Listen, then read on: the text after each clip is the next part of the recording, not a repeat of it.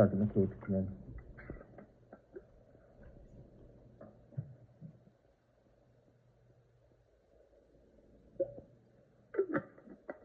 At about 4 o'clock, we're going to take another break. Okay.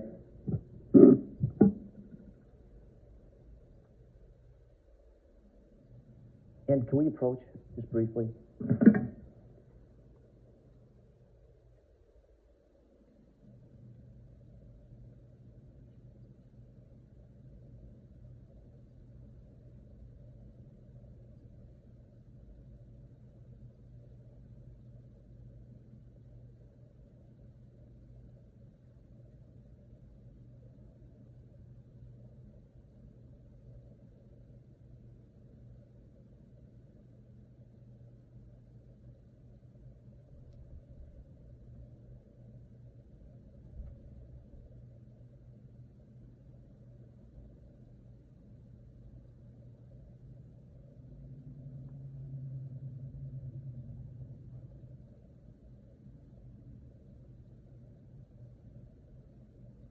All right, Detective McCabe, would you approach the clerk here? She'll swear you in.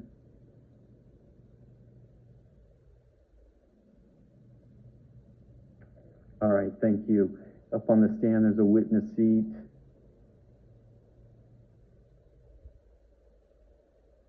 Once you're seated, pull that mic up close to you.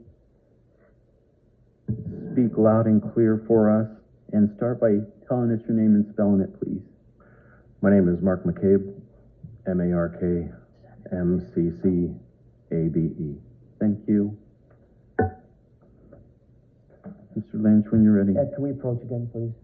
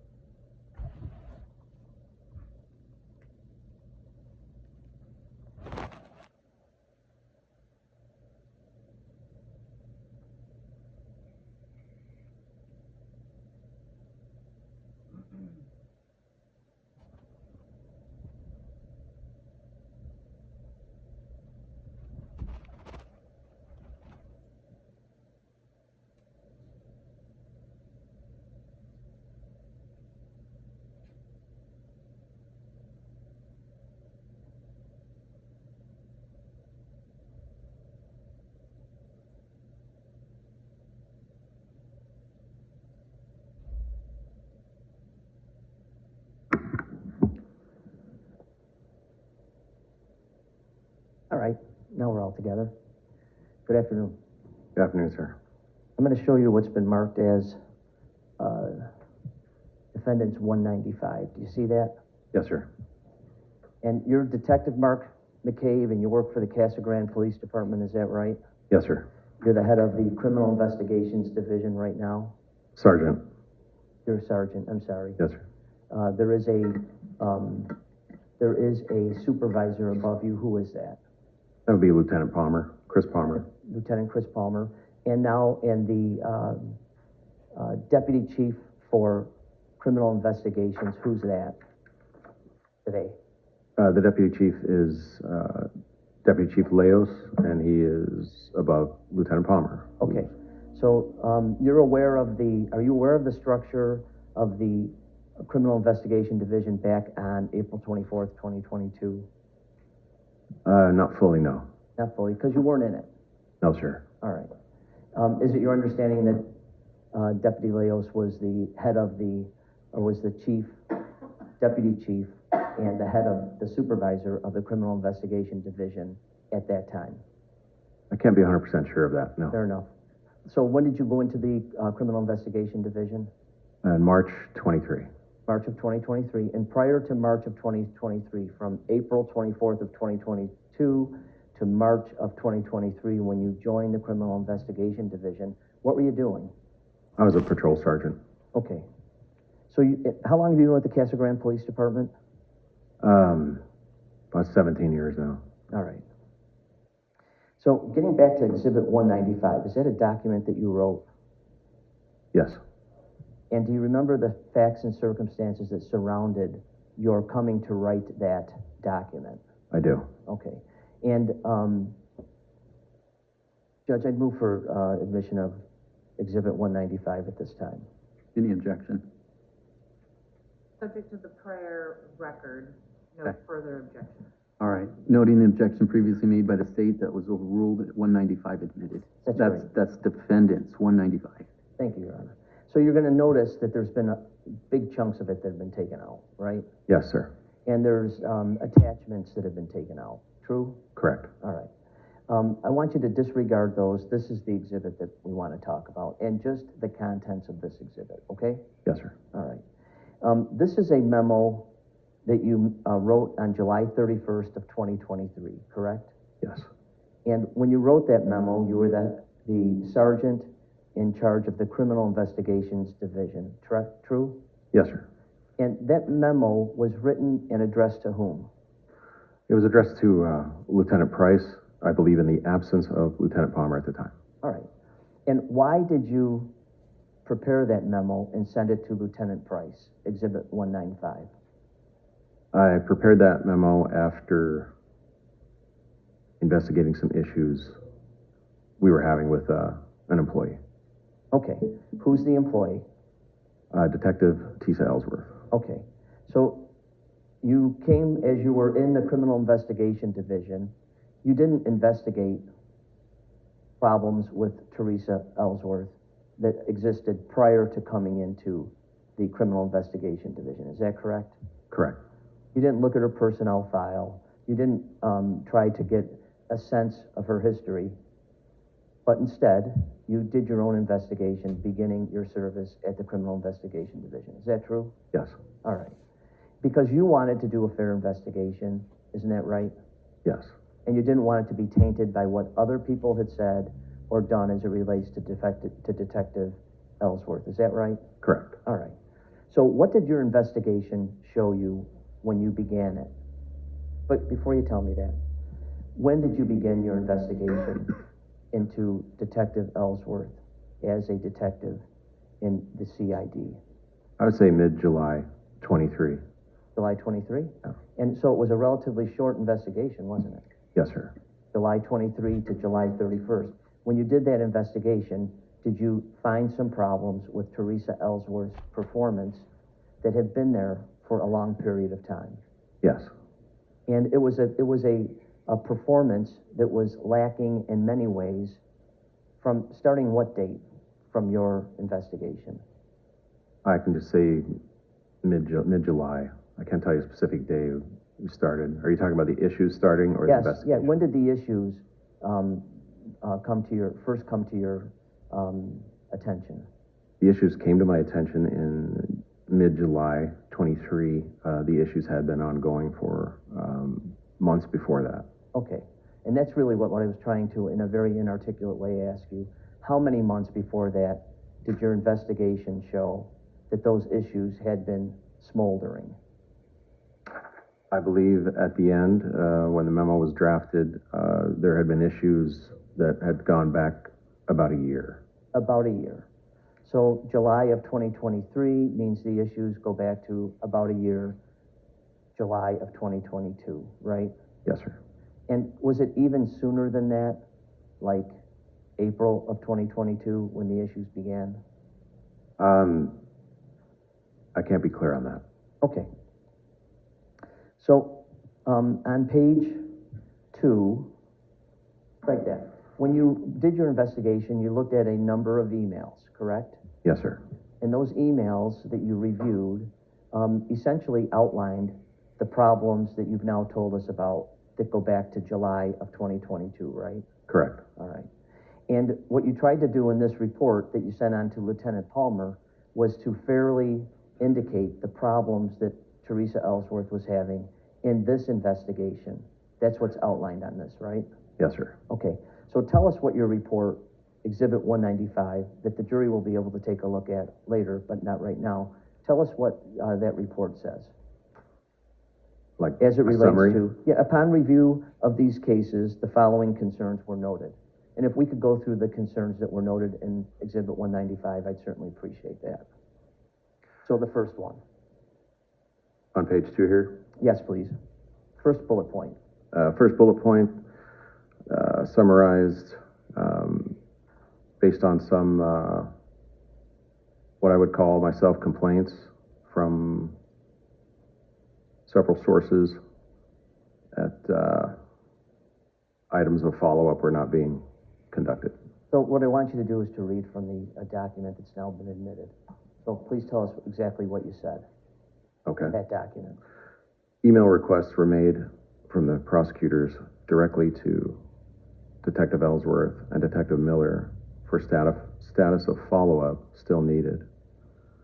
These items were not being addressed, so on 6/14/23, Detective Miller drafted an email with a list of items that needed to be done for the case. Prosecutors asked for an update on those items on July 13th, 2023. Pretty straightforward. Let's go to the next bullet. Yes, sir. Jensfold, Attorney Jensfold, sent me copies of his emails regarding the case. Within the thread, when notification of the suspect weapon recovery occurred, then Lieutenant Ramirez was included in the email chain, and on June 15th, June 15th, 2022, he requested that follow-up needed to be handled aggressively. Pretty straightforward again, right? Yes. Gun recovered, and Ramirez says, handle follow-up on the gun aggressively, correct? Yes, sir. Let's go to the next one. On June 28, 2023, the defense came to view the suspect vehicle. In the process of viewing the suspect vehicle, prosecutors pointed out that a Taco Bell soda cup and straw was in the center console. Detective Miller recognized that may be crucial evidence as to who committed the homicide, as the suspect went to Taco Bell shortly before the homicide occurred. Receipt found in the car and video from Walmart. Detective Miller asked Detective Ellsworth if that cup had been processed initially when she recovered the vehicle. And Detective Ellsworth advised it was not done. Part of the list above is to obtain a search warrant, again for the vehicle, and collect the cup, straw, for DNA analysis and comparison to Terrence's DNA. Okay, next. Not a bullet Message. point, but your next paragraph indicates, Okay. On July 26, 23, in an email, I asked Detective Ellsworth why this cup had not been dealt with during the initial vehicle processing. Detective Ellsworth advised there had been some conversation between herself and ID Tech Erica Marczak regarding the cup. Detective Ellsworth advised me the presumptive decision was made to pass on processing the cup due to the expectation of the owner of the vehicle's DNA to be on the cup, as it is in the vehicle. Marczak was asked about the conversation, which she advised there was a conversation, and confirmed the joint decision not to collect. The prosecution learned the defense brought up the concern about the cup, which prompted the request for collection. The issue at hand is not the decision whether to collect and test the cup. It's that the processing of the cup was requested by prosecutors. Detective Ellsworth was aware and did not complete the task with ample notice. This request had to be reassigned within CID and is now in progress. In Ellsworth's response to my email query about the follow-up, she stated that I was right about the follow-up not being completed. okay, moving on to the last bullet. Detective Ellsworth was tasked with obtaining a physical order of characteristics for the suspect's DNA and to coordinate with the defense to obtain the sample. The original notification she received from Jensfold is dated July 11th, 22. She She was reminded of this follow-up in Detective Miller's emails, and she was reminded of this task in CID meetings in June 2023. This remains on the list of follow-ups mentioned above and was not completed and had to be reassigned. During this investigation, I learned the county attorney's office had obtained the order themselves and advised Detective Ellsworth to execute it. Detective Ellsworth did not have to draft a warrant, just execute it. This task was not completed. During the week of July 24, 2023, I advised Detective Miller he was being reassigned as a case agent, and he completed or set up for completion the tasks at hand, taking only a few hours to complete. And that's it, right? Yes, sir. Okay. So you said that your investigation showed that things had not been done by Ellsworth for about a year prior to July of 2023 and your drafting of this memo, right? Yes, sir. All right. And actually, we've got a request made by Jensvold in the third bullet dated July 11, 2022 that was never followed up on, right? Correct. And we have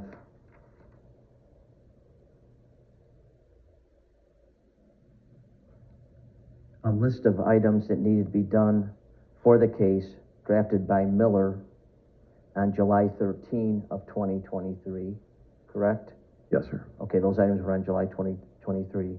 But in the next immediate bullet was the Lieutenant Ramirez email, June 15, 2022, where he requested that the follow-up on the gun be handled aggressively, correct? Yes, sir. Objection, asked and answered, we've already read the whole thing.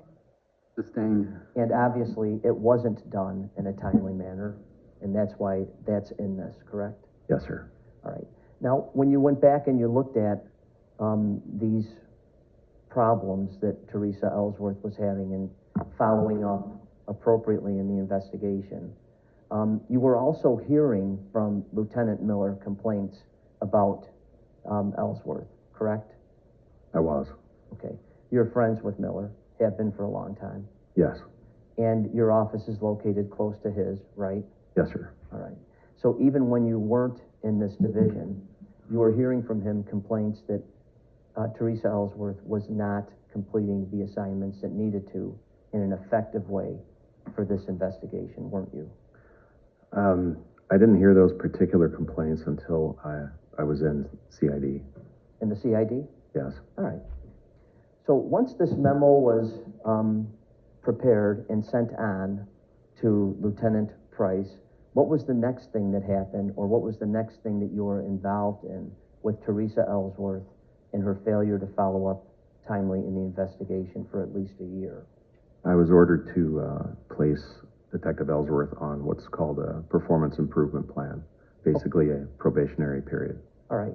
And just so we're clear, Detective Miller was assigned as the case detective in July of 2023, right? Yes, sir. All right. So then, of course, all of the follow-up and timely follow-up fell on his shoulders, right? Yes.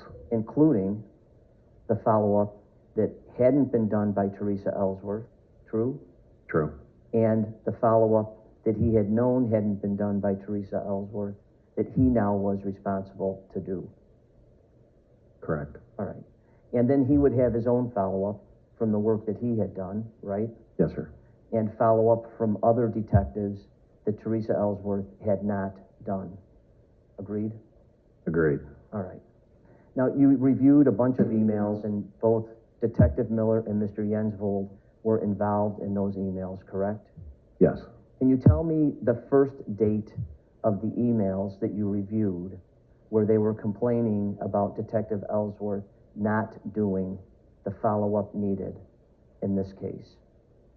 I believe it was in July, but I cannot tell you a specific date. July of 2022? 23. Okay. Well, did you know that there were emails that were done as early as May of 2023 that were setting forth follow-up obligations of Teresa Ellsworth? Objection calls for hearsay. He testified he didn't have any involvement until March of '23. Did you go back? Sustained. That's okay. Did you go back and review her personnel file afterwards?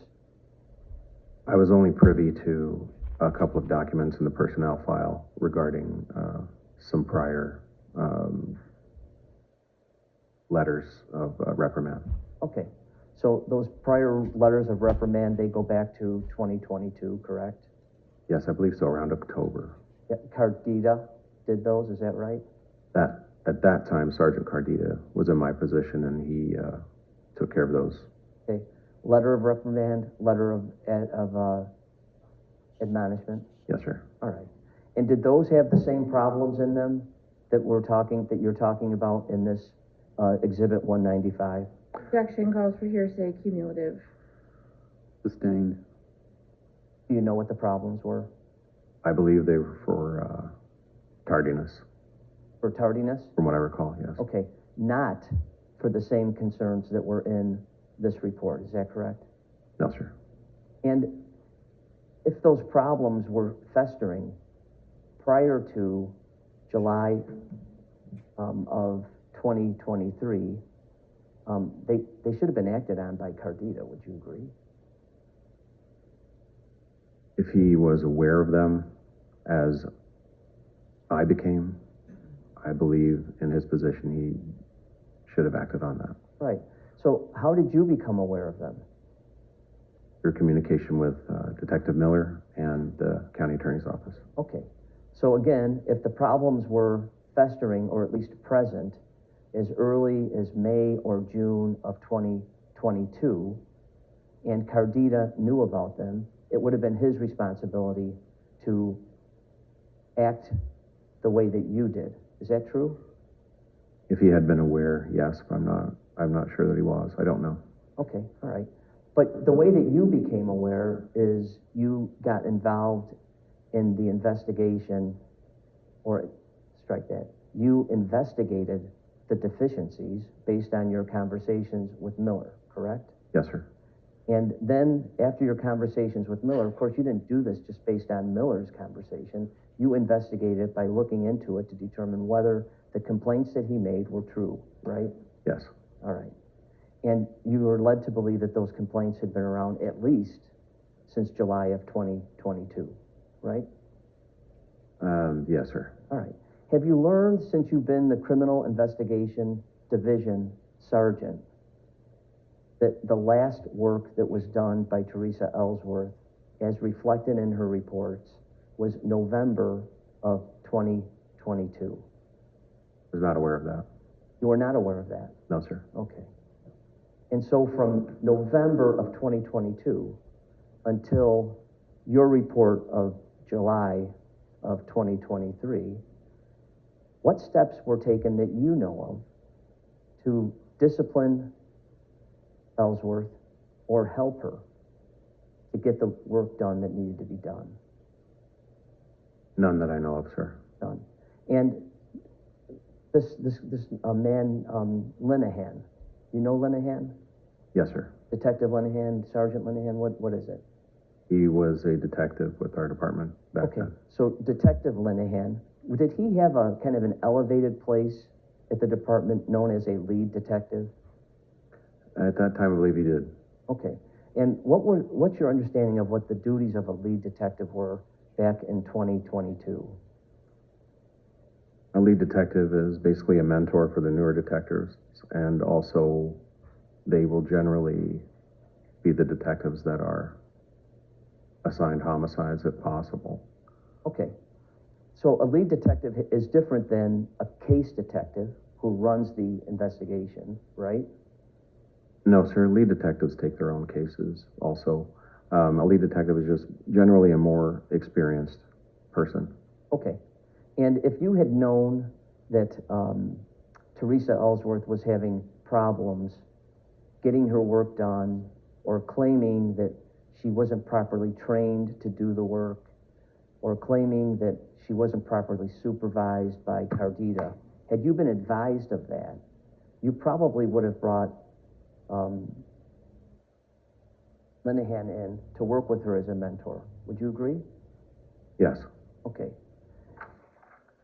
But by the time you took the job, Linehan had already moved on to another job someplace else, right? He had, yes. All right.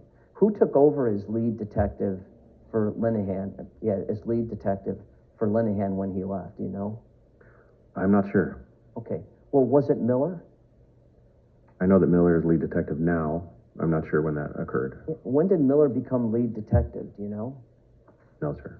Well, you've been on the CID now since March of 2023.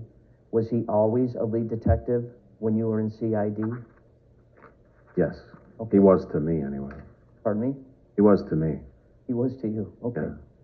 So, as lead detective, he too could have taken Teresa Ellsworth under his wing and mentored her. Isn't that true? If he was aware of the issues. Well, he was certainly aware of them because he was bringing them to you in July of 2023, right? Yes. And the emails that you saw that go back to July, well, strike that. Do you know when the emails, I probably already asked you, do you know when the emails began, the I do. problems? I do not, sir. You don't. So could it have been as early as June of 2022? It could have been. And if it was as early as June of 2022 and it continued without any change, Lead Detective Miller certainly had the ability and the position to take Ellsworth under his wing and help her. Would you agree?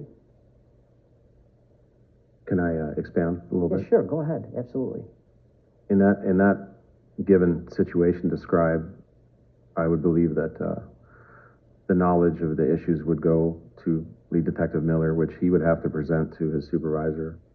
The supervisor would have to order him to either mentor or assist as a co-investigator on that case. I would believe. That's how you would handle it. Yes. All right. And do you know from your own personal knowledge what Jeffrey Cardita's hands-on involvement was in this investigation and how long it lasted? No, sir. If I were to tell you that it began at the night of the homicide and ended on May 5th, 2022, where he declared he was, from that day on, hands-off, would that make sense to you? No, sir. No, because when you're in that position of sergeant and you are supervising detectives like Teresa Ellsworth, you can never be hands-off. Would you agree? I would agree to that, yes. Right. So you should be involved in supervising the work that's being done by Detective Ellsworth and the work that isn't being done by Detective Ellsworth, and then being involved in making sure that work gets done if Teresa Ellsworth isn't doing it. Would you agree? Yes, sir. If it's brought to your attention in some way, it should be acted on. Okay. And how would it be acted on? Now that you're in that position, how would you act on that if somebody came to you and said, the lead detective is checked out and not doing anything, and the follow-up that's necessary needs to be done, and the county attorney is sending emails saying follow-up hasn't been done? How would you have handled that? I would handle it in the way that I did handle it. Okay. You would have investigated it, and then you would have issued a report as it relates to it, correct? Yes, sir. But before you did that, if it was early on in the investigation, like May of 2022, wouldn't you have tried to figure out a way to keep Teresa Ellsworth, who was assigned as the lead detective on that case? Yes. Wouldn't you have tried to give her some help so that if she really was having problems with the work she was doing, people with more experience could have helped her do it? Putting myself in that situation,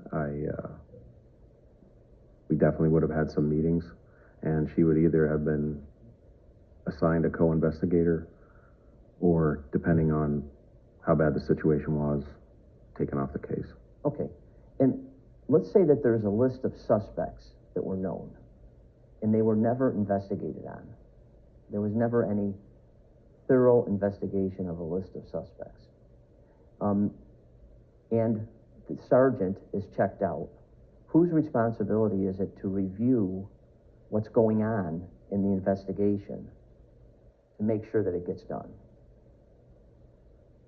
I can only speak for recently. We have weekly meetings wherein we roundtable and we ask detectives the status of their cases and if they need any help. So let's talk about that. When you joined the Criminal Investigation Division, you were involved in starting these weekly meetings. There were weekly meetings, I believe, before that. I just wanted ours to go in a different direction. Tell us about that new direction. In the past, we had done some work with Phoenix Police and their detectives, and they would basically go through a system of briefing on the case. The case officer would assign tasks. They would come back and debrief on those, and that cycle would repeat until the tasks are completed. And that's as clear and concise as I can put that. Okay. And when you began running those in that direction, you were, as the sergeant involved, able to kind of keep track of, hey, last week we talked about this follow-up that needed to be done. Did you do it? True? True. And if you got the answer, no, I didn't, I'm waiting for this and this and this, you would make a note of that, mental or otherwise, and then follow up at the next round table to find out what's going on, right? Yes, sir. There wasn't any evidence of that ever happening in this case that you saw when you started your investigation, true? That there had been meetings Yeah. about it? Yeah. I don't know. Okay. Well, when you began in March of 2023, certainly Sergeant Cardita met with you and said, hey, we've got these problems with these cases. Please keep a heightened concern for them, didn't he? No, sir. Okay.